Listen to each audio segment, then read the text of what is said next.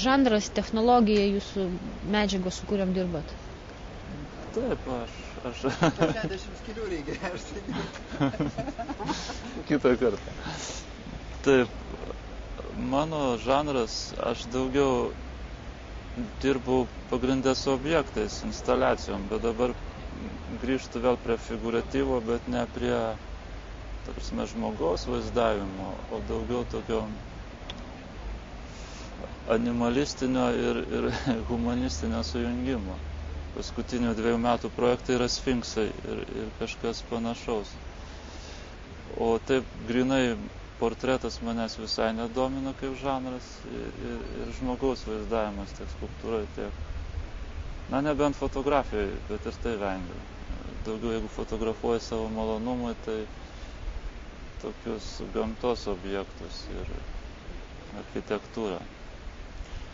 Taip, iš kitų veiklos sričių, kas susijęs su menu, tai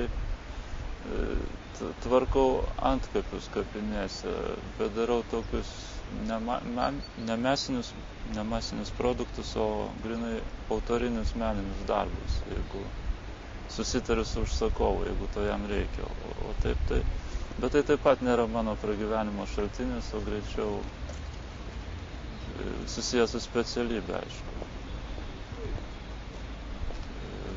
O toks vis tik įdomus pasirinkimas antkapiai? Ne, tai to kičo perteklius taip slegia ir ta aplinka tokia jau deformuota, išdarkyta, kad nuėjęs į kapinę žmogus dažnai nežinai, kur atsidūrė. Bet kartais tiesiog su užsakovu džiugu, jeigu jam reikia kažko tokio jau nestandartinio ir meninio sprendimo. Tada aš imuosi. O taip, tai visiškai optimistinė veikla. Tai yra toks pat skulptūros objektas kaip ir parko, fontano ir kita skulptūra. Tik specifika skiriasi. Nieko ten baisaus.